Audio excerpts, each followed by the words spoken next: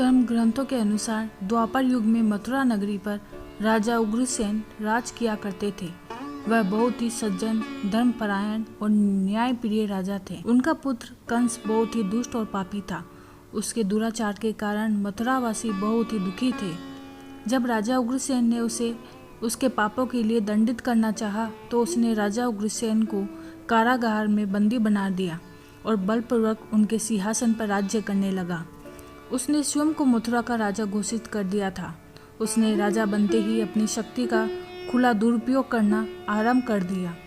उसने ऋषि मुनियों का जीना मुश्किल कर दिया और चारों ओर अधर्म और पाप फैलाने लगा। जनता उसके अत्याचारों से बहुत दुखी थी। कंस की एक बहन थी, उसका नाम था देवकी। वो उसे बहुत प्रिय थी। देवकी का विवाह वासुदेव जी के साथ हुआ। जब कंस अपनी बहन देवकी और वासुदेव जी को विवाह के उपरांत विदा करने के लिए अपने रथ में बिठाकर ले जा रहा था, तब एक आकाशवाणी हुई, तू जिस बहन देवकी को इतने प्रेम से रथ में लेकर जा रहा है, उसी देवकी का 8वां पुत्र तेरा काल बनेगा। ऐसी आकाशवाणी सुनकर कंस क्रोधित हो उठा और उसने अपनी बहन देवकी की हत्या करने को तैयार हो गया। तब वासुदेव जी ने कंस को रोका और समझाया कि तुम्हारे प्राणों की देवकी के 8वें पुत्र से संकट है, देवकी से नहीं। इसलिए तुम देवकी के प्राण मत लो।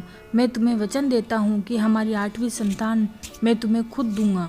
वासुदेव जी का वचन सुनकर कंस ने उनकी बात मान ली और देवकी जी और वासुदेव जी को बंदी गृह में डाल दिया। वो अपने अभिमान में आकर ईश्वर को चुनौती दे रहा था कि वो अपने काल को नष्ट करके स्वयं को ईश्वर प्रमाणित कर देगा। तब नारद जी ने उसके पास आकर उसे भ्रम में डाल दिया और कहा, संतान की गिनती आरंभ से की जाएगी या आखिरी संतान से? विधाता की लीला तुम कैसे जानोगे? तब कंस ने निर्णय किया कि वो देवकी की सभी संतानों को मौत के घाट उतार देगा। उसने एक के बाद एक करके देवकी के 6 पुत्रों का हत्या कर दी। तब संकर्षण के द्वारा देवकी जी की 7वीं संतान को रोहिणी जी के गर्भ में स्थापित किया गया और बलराम जी का जन्म हुआ। उनके बाद भाद्रपद मास की कृष्ण पक्ष की 8वीं तिथि को अर्धरात्रि में रोहिणी नक्षत्र में भगवान श्री कृष्ण जी ने जन्म लिया। भगवान श्री कृष्ण ने जन्म लेते ही माता देवकी और पिता वासुदेव जी को अपने चतुर्भुज रूप के दर्शन कराए गए। उनकी माया से सभी सैनिक गहरी नींद में सो गए। वासुदेव जी के सारे बंधन खुल गए और कारागार के सभी द्वार स्वतः ही खुल गए।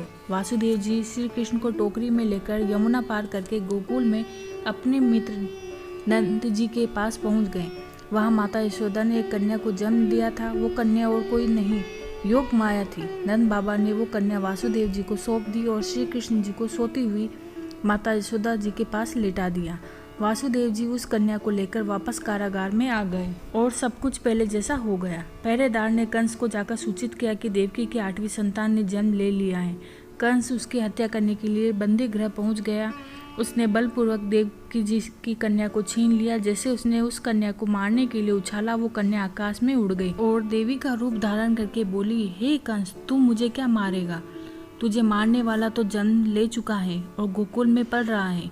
यह सब देखकर कंस क्रोध से तिलमिला उठा। फिर तो उसने एक के बाद एक भयानक राक्षसों को श्री कृष्ण की हत्या के लिए भेजा और भगवान श्री कृष्ण ने उन सबको यमलोक भेज दिया। गोकुल में अनेक बाल लीलाएं करी, जैसे पुतला वध, माखन चुराना, गोवर्धन पर्वत उठाना, काल्यावर्धन, गाय चराना, अपनी मधुर बांसुरी की धुन से सबको मोहित करना, गोपियों संग रास रचाना आदि। उनके बड़े होने पर कंस ने उन्हें मथुरा बुलाया जिससे वो उनका वध कर सके। तब श्री कृष्ण अपने भाई बलराम के साथ वहां गए और कंस को उसके साथियों के साथ मृत्यु के घाट उतार दिया। फिर अपने माता पिता और उग्रसेन जी को बंदी गृह से मुक्त कराया। उसके बाद उग्रसेन जी को पुनः मथुरा का राजा बनाया गया। इस प्रकार जन्माष्टमी की कथा संपन्न हुई।